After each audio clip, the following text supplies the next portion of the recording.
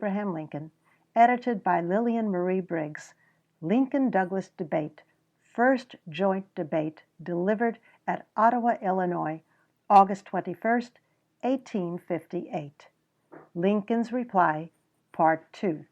Now, my friends, I wish you to attend for a little while to one or two other things in that Springfield speech. My main object was to show, so far as my humble ability was capable of showing, to the people of this country what I believed was the truth: that there was a tendency, if not a conspiracy, among those who have engineered the slavery question for the last 4 or 5 years to make slavery perpetual and universal in this nation. Having made that speech principally for that object, after arranging the evidences that I thought tended to prove my proposition, I concluded with this bit of comment. We cannot absolutely know that these exact adaptations are the results of pre-concert, but when we see a lot of frame timbers, different portions of which we know have been gotten out at different times and places, and by different workmen, Stephen, Senator Douglas, Franklin, President Pierce, Roger, Chief Justice Taney, and James, President Buchanan, for instance, and when we see these timbers joined together and see they exactly make the frame of a house or a mill, all the tenons and mortises exactly fitting, and all the lengths and proportions of the different pieces exactly adapted to their respective places, and not a piece too many or too few, not omitting even the scaffolding, or if a single piece be lacking, we see the place in the frame exactly fitted and prepared to yet bring such piece in. In such a case, we feel it impossible not to believe that Stephen and Franklin and Roger and James all understood one another from the beginning, and all worked upon a common plan or draft drawn before the first blow was struck. When my friend Judge Douglas came to Chicago on the 9th of July, this speech having been delivered on the 16th of June, he made an harangue there in which he took hold of this speech of mine, showing that he had carefully read it. And while he paid no attention to this matter at all, but complimented me as being a kind, amiable, and intelligent gentleman, notwithstanding I had said this, he goes on and deduces or draws out from my speech this tendency of mine to set the states at war with one another, to make all the institutions uniform, and set the niggers and white people to marry together. Then, as the judge had complimented me with these pleasant titles, I must confess to my weakness, I was a little taken, for it came from a great man. I was not very much accustomed to flattery, and it came the sweeter to me. I was rather like the Hoosier with the gingerbread, when he said he reckoned he loved it better than any other man, and got less of it. As the judge had so flattered me, I could not make up my mind that he meant to deal unfairly with me. So I went to work to show him that he misunderstood the whole scope of my speech, and that I really never intended to set the people at war with one another. As an illustration, the next time I met him, which was at Springfield, I used this expression that I claimed no right under the Constitution, nor had I any inclination to enter into the slave states and interfere with the institutions of slavery. He says upon that, Lincoln will not enter into the slave states, but will go to the banks of the Ohio on this side and shoot over. He runs on step by step in the horse chestnut style of argument until in the Springfield speech he says, unless he shall be successful in firing his batteries, until he shall have extinguished slavery in all the states, the Union shall be dissolved. Now, I don't think that was exactly the way to treat a kind, amiable, intelligent gentleman. I know if I had asked the judge to show when or where it was I had said that, if I didn't succeed in firing into the slave states until slavery should be extinguished, the Union should be dissolved. He could not have shown it. I understand what he would do. He would say, I don't mean to quote from you, but this was the result of what you say. But I have the right to ask, And I do ask now, did you not put it in such a form that an ordinary reader or listener would take it as an expression from me? In a speech at Springfield on the night of the 17th, I thought I might as well attend to my own business a little, and I recalled his attention as well as I could to this charge of conspiracy to nationalize slavery. I called his attention to the fact that he had acknowledged in my hearing twice that he had carefully read the speech, and in the language of the lawyers, as he had twice read the speech and still had put in no plea or answer, I took a default on him. I insisted that I had a right then to renew that charge of conspiracy. 10 days afterwards, I met the judge at Clinton. That is to say, I was on the ground, but not in the discussion, and heard him make a speech. Then he comes in with his plea to this charge, and for the first time, and his plea when put in, as well as I can recollect it, amounted to this: that he never had any talk with Judge Taney or the President of the United States with regard to the Dred Scott decision before it was made. I, Lincoln, ought to know that the man who makes a charge without knowing it to be true falsifies as much as he who knowingly tells a falsehood. And lastly, that he would pronounce the whole thing a falsehood, but he would make no personal application of the charge of falsehood, not because of any regard for the kind, amiable, intelligent gentleman, but because of his own personal self-respect. I have understood since then, but, turning to Judge Douglas, will not hold the judge to it if he is not willing, that he has broken through the self-respect and has got to saying the thing out. The judge nods to me that it is so. It is fortunate for me that I can keep as good-humored as I do when the judge acknowledges that he has been trying to make a question of veracity with me. I know the judge is a great man, while I am only a small man, but I feel that I have got him.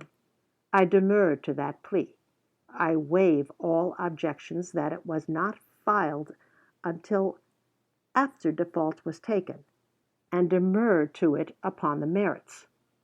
What if Judge Douglas never did talk with Chief Justice Taney and the President before the Dred Scott decision was made? Does it follow that he could not have had as perfect an understanding without talking as with it?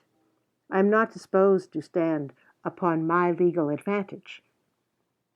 I am disposed to take his denial as being like an answer in Chancery that he neither had any knowledge, information, nor belief in the existence of such a conspiracy. I am disposed to take his answer as being as broad as though he had put it in these words.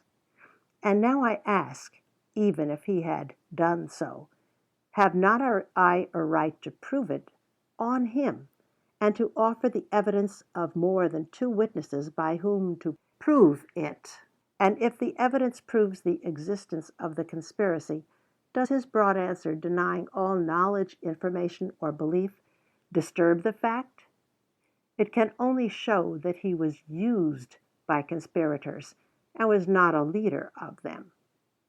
Now, in regard to his reminding me of the moral rule that persons who tell what they do not know to be true falsify as much as those who knowingly tell falsehoods, I remember the rule, and it must be borne in mind that in what I have read to you I do not say that I know such a conspiracy to exist. To that I reply, I believe it.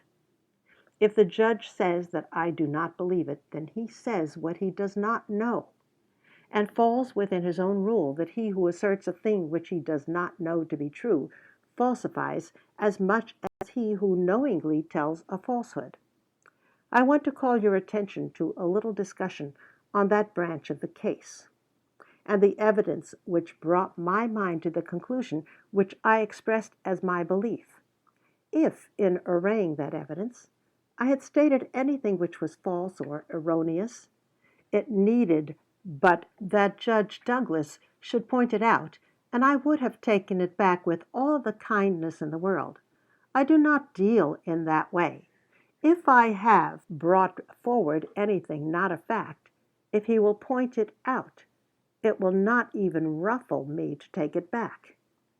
But if he will not point out anything erroneous in the evidence, is it not rather for him to show by a comparison of the evidence that I have reasoned falsely, than to call the kind, amiable, intelligent gentleman a liar? If I have reasoned to a false conclusion, it is the vocation of an able debater to show by argument that I have wandered to an erroneous conclusion. I want to ask your attention to a portion of the Nebraska bill which Judge Douglas has quoted. It being the true intent and meaning of this act not to legislate slavery into any territory or state, nor to exclude it therefrom, but to leave the people thereof perfectly free to form and regulate their domestic institutions in their own way, subject only to the Constitution of the United States. Thereupon, Judge Douglas and others began to argue in favor of popular sovereignty, the right of the people to have slaves if they wanted them, and to exclude slavery if they did not want them. But, said in substance a senator from Ohio, Mr. Chase, I believe, we more than suspect that you do not mean to allow the people to exclude slavery if they wish to, and if you do mean it, accept an amendment which I propose, expressly authorizing the people to exclude slavery. I believe I have the amendment here before me which was offered, and under which the people of the Territory, through their proper representatives, might, if they saw fit, prohibit the existence of slavery therein. And now I state it as a fact, to be taken back if there is any mistake about it, that Judge Douglas and those acting with him voted that amendment down. I now think that those men who voted it down had a real reason for doing so. They know what that reason was.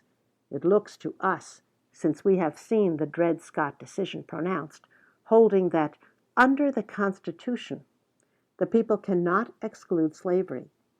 I say it looks to outsiders, poor, simple, amiable, intelligent gentlemen, as though the niche was left as a place to put that Dred Scott decision in, a niche which would have been spoiled by adopting the amendment. And now I say again, if this was not the reason, it will avail the judge much more to calmly and good humoredly point out to these people what that other reason was for voting the amendment down than swelling himself up to vociferate that he may be provoked to call somebody a liar. Again, there is in that same quotation from the Nebraska bill this clause: it being the true intent and meaning of this bill not to legislate slavery into any territory or state. I have always been puzzled to know what business the word state had in that connection. Judge Douglas knows. He put it there. He knows what he put it there for. We outsiders cannot say what he put it there for. The law they were passing was not about states, and was not making provision for states. What was it placed there for? After seeing the Dred Scott decision, which holds that the people cannot exclude slavery from a territory, if another Dred Scott decision shall come, holding that they cannot exclude it from a state, we shall discover that when the word was originally put there, it was in view of something which was to come in due time. We shall see that it was the other half of something. I now say again, if there is any different reason for putting it there, Judge Douglas, in a good humored way, without calling anybody a liar, can tell what the reason was. Now, my friends, I have but one branch of the subject, in the little time I have left, to which to call your attention, and as I shall come to a close at the end of that branch, it is probable that I shall not occupy quite all the time allotted to me. Although on these questions I would like to talk twice as long as I have, I could not enter upon another head and discuss it properly without running over my time. I ask the attention of the people here assembled and elsewhere to the course that Judge Douglas is pursuing every day, as bearing upon this question of making slavery national. Not going back to the records, but taking the speeches he makes, the speeches he made yesterday and the day before, and makes constantly all over the country. I ask your attention to them. In the first place, what is necessary to make the institution national? Not war. There is no danger that the people of Kentucky will shoulder their muskets, and with a young nigger stuck on every bayonet, march into Illinois and force them upon us. There is no danger of our going over there and making war upon them. Then what is necessary for the nationalization of slavery? It is simply the next Dred Scott decision. It is merely for the Supreme Court to decide that no state under the Constitution can exclude it, just as they have already decided that under the Constitution neither Congress nor the territorial legislature can do it. When that is decided and acquiesced in, the whole thing is done. This being true, and this being the way, as I think that slavery is to be made national, let us consider what Judge Douglas is doing every day to that end. In the first place, let us see what influence he is exerting on public sentiment. In this, and like communities, public sentiment is everything. With public sentiment, nothing can fail. Without it, nothing can succeed. Consequently, he who molds public sentiment goes deeper than he who enacts statutes or pronounces decisions. He makes statutes and decisions possible or impossible to be executed. This must be borne in mind, as also the additional fact that Judge Douglas is a man of vast influence, so great that it is enough for many men to profess to believe anything when they once find out that Judge Douglas professes to believe it. Consider also the attitude he occupies at the head of a large party, a party which he claims has a majority of all the voters in the country. This man sticks to a decision which forbids the people of a territory to exclude slavery, and he does so not because he says it is right in itself. He does not give any opinion on that, but because it has been decided by the court, and being decided by the court, he is, and you are, bound to take it in your political action as law. Not that he judges at all of its merits, but because a decision of the court is to him a "thus saith the Lord." He places it on that ground alone, and you will bear in mind that thus committing himself unreservedly to this decision commits him to the next one just as firmly as to this. He did not commit himself on account of the merit or demerit of the decision, but it is a "thus saith the Lord." The next decision, as much as this, will be a "thus saith the Lord." There is nothing that can divert or turn him away from this decision. It is nothing that I point out to him that his great prototype, General Jackson, did not believe in the binding force of decisions. It is nothing to him that Jefferson did not so believe. I have said that I have often heard him approve of Jackson's course in disregarding the decision of the Supreme Court, pronouncing a national bank constitutional. He says I did not hear him say so. He denies the accuracy of my recollection. I say he ought to know better than I, but I will make no question about this thing, though it still seems to me that I heard him say it 20 times. I will tell him, though, that he now claims to stand on the Cincinnati platform, which affirms that Congress cannot charter a national bank, in the teeth of that old standing decision that Congress can charter a bank. And I remind him of another piece of history on the question of respect for judicial decisions, and it is a piece of Illinois history, belonging to a time when a large party to which Judge Douglas belonged were displeased with a decision of the Supreme Court of Illinois because they had decided that a governor could not remove a Secretary of State. You will find the whole story in Ford's History of Illinois, and I know that Judge Douglas will not deny that he was then in favor of oversloughing that decision by the mode of adding 5 new judges so as to vote down the 4 old ones. Not only so, but it ended in the judges sitting down on the very bench as one of the 5 new judges to break down the 4 old ones. It was in this way precisely that he got his title of judge. Now, when the judge tells me that men appointed conditionally to sit as members of a court will have to be catechized beforehand upon some subject, I say, you know, Judge, you have tried it. When he says a court of this kind will lose the confidence of all men, will be prostituted and disgraced by such a proceeding, I say, you know best, Judge.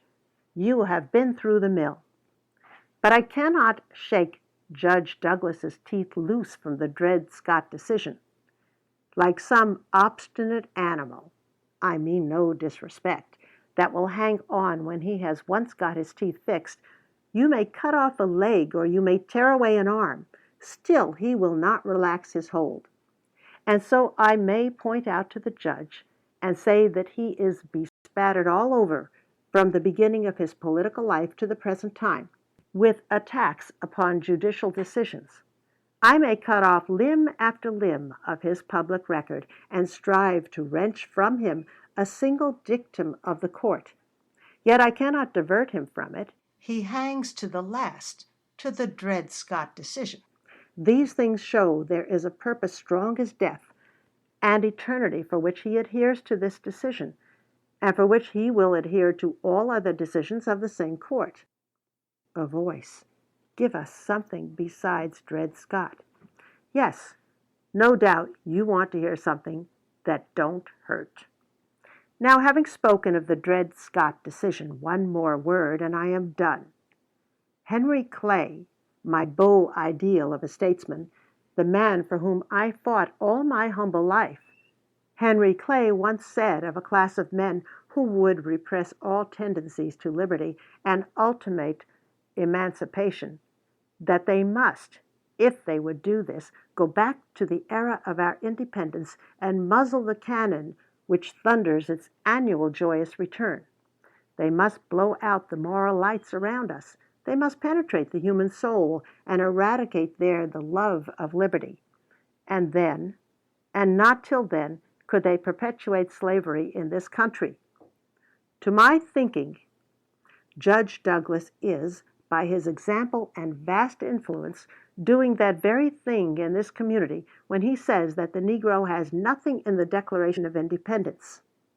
Henry Clay plainly understood the contrary.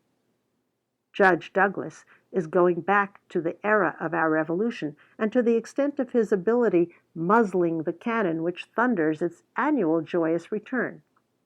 When he invites any people willing to have slavery to establish it, he is blowing out the moral lights around us.